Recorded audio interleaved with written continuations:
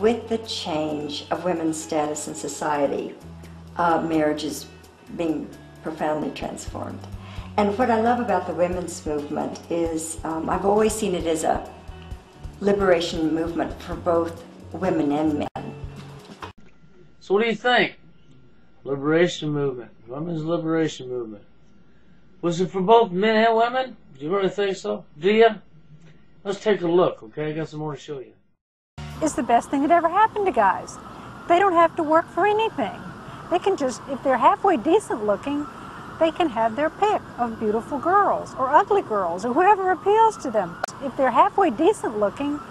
Wow, so it's the best thing that ever happened to guys. If they're halfway decent looking. If they're good looking, catch the drift. So if you was born not good looking to women, where would you be? Oh, that's right, you'd be alone for years, being rejected all the time, being stereotyped out. But would they care? No, they wouldn't care, now would they? Let's move on and take a further look. So the opportunity to actually have several partners throughout your life, I feel like it's actually a very positive thing. Exclusive caregiver for my entire family. You know, my partner is a woman, and she's strong, she's powerful, and she can actually participate in the raising of our family as equally as I am. Well, let's see here. He double spoke, that's right. He felt like the opportunity to have several partners in his life was a good thing. Oh, but then the woman in his life is the caretaker, and she's an equal partner and raising the family. Is she? Or is he out there cheating on her? Because what I heard him first say was how having several partners is a good thing. So which is it? It can't be both. So there he is double speaking. And then, of course, there's another bad thing about several partners in your life. Which is it that you like? AIDS? AIDS? I mean, come on. Which sexual disease do you really want? See, you gotta have several partners in your life. You gotta get a sexually transmitted disease. Maybe you can have herpes. Maybe you can have AIDS. That's right. You can have the loss of morals for yourself and for your partner, too. The loss of self-respect for your own body and everybody else around you. Let's take a further look. Women are starting earlier at sex. They're having more partners. They're expressing less remorse for the partners that they've got. They're marrying later. They're divorcing when it's not a good relationship. They're having fewer children. They're spending a much longer time in the job market, and they're expressing their sexuality. That's right. They're marrying later. Oh, that's right. They're divorcing. That's right. They're dumping. Dumping guys. That's right. She's correct about that. That's right. So is it really a good thing for society? Is it? Let's take some more looks. Married to Guys is a woman who is there to experience the moment freely, of no attachment with them. Like I can hook up with somebody, I can make love to somebody, I can share a moment and a connection with somebody that's in the moment and present. And two people are just like, we're here for each other for this beautiful moment, and I love you for who you are right now and your beingness, and we're sharing this, and that's it, you know, and walk away. Yes, here's a woman that wants to experience lots of dicks in her home. That's right. She wants to go from dick to dick to dick to dick to dick to dick. No strings attached, just lots of dicks, okay, and lots of different guys. The moment, she wants to experience that moment. That's right. She wants to experience that moment of gonorrhea, AIDS, VD, crabs. Oh, did you get my picture? That's what she wants to experience. She wants to experience all them sexual diseases. Let's go on and take some more looks. No strings attached. Situation where the sexual and gender revolutions, which are all supposed to benefit women, really aren't benefiting women quite as much as one might have hoped. But they are, if you can call it that, benefiting men in the sense that they're able to lead sort of the single playboy lifestyle that most young guys at least want to. Okay, we have one guy here that says no strings attached. That's what our world's become to, right? And we have another guy here that's a complete dumbass that says that the men benefited from this, the young men who like the playboy lifestyle. That's right, bad boys, 15%. That's right. That's who benefited. They go from girl to girl, and the girls go to them guys, from one to the next. Then the rest of the guys, the ones that are average, that ain't got lots of money, or that ain't famous, they live their lives alone, being rejected over and over and over and over by you women. So who benefited from this? Let's take a look at the court system.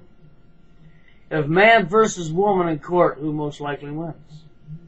Wow, who benefited from that? Sure the hell wasn't the men. That's correct. Look at the media. That's right, the labeling. The men are dumbasses, geeks, and nerds, and the woman's intelligent, beautiful, and smart. That's right. So who was put on the pedestal? Sure wasn't the men. So who benefited again? Do you follow what I'm saying? Who's really benefited here? The women have, as they suppress down the men. That's right. And do you know the gal that said she felt the women's movement was good for both sexes?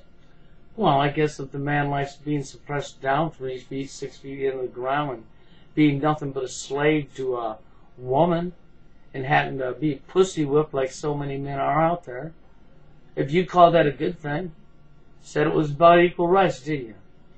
But if a man preaches equal rights in today's world, what happens? The women attack him. Why? Because they don't want equal rights. They like suppressing the guy down into the sewer. They love their little power trip. Isn't that correct, women? You know it's correct, so do I. You know, the real reason the feminist movement happened was to divide the sexes, which worked. Think about the school system, natural selection, and biology. Think about the media.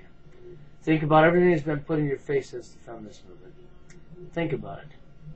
And think about this. Okay? The real reason the feminist movement was here was to get the other African population's tax money into the banker's pocket. It was funded by the Rockefellers. That's right. The bankers, for their wants, not for women's wants, for their wants. Because they needed your money. They needed to divide the sexes, and they needed to put the children in the state and break up the families. Because the state needs to have your children. So that places like the United Nations can teach your children how to masturbate at 5 years old. So the presidents like Senior Bush can take your children to the White House and have sex with them because they're part of the state. Think about what I've just said. And watch what Aaron Russo has to say. And until the next video, you have a good one. Well, we was at the house one night, and we were talking, and he started laughing. He said, "Aaron, what do you think women's liberation was about?" And I said, I had pretty conventional thinking about it at that point. I said, I think it's about women having the right to work, getting equal pay with men, just like they won the right to vote, you know? And he started to laugh. He said, "You're an idiot." And I said, "Why am I an idiot?" He said, let me tell you what that was about. We, the Rockefellers, funded that. We funded Women's Lib, you know? And we're the ones who got all over the newspapers and television, the Rockefeller Foundation. He says, and you want to know why? He says, there were 2 primary reasons. And they were, one reason was we couldn't tax half the population before Women's Lib. And the second reason was, now we get the kids in school at an early age. We can indoctrinate the kids how to think. It breaks up the family. The kids start looking at the state as the family, as the school, as the officials, as their family, not as the parents teaching them. If they're halfway decent looking,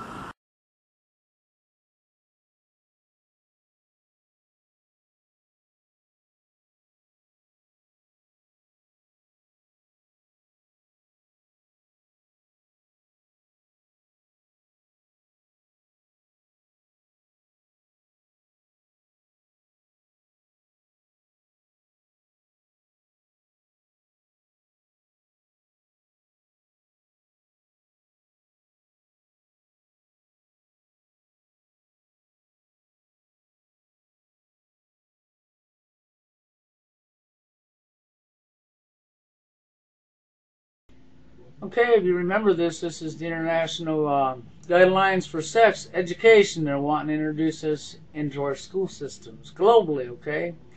And right here you're going to see the age brackets. That's right, 5 to 8 and so on. If you look at the bottom, you'll see the age brackets of our children.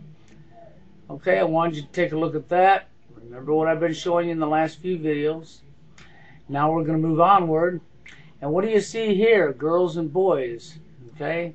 Having private body parts can be pleasurable when they're touching one of themselves, right? So they're teaching a masturbation here, okay?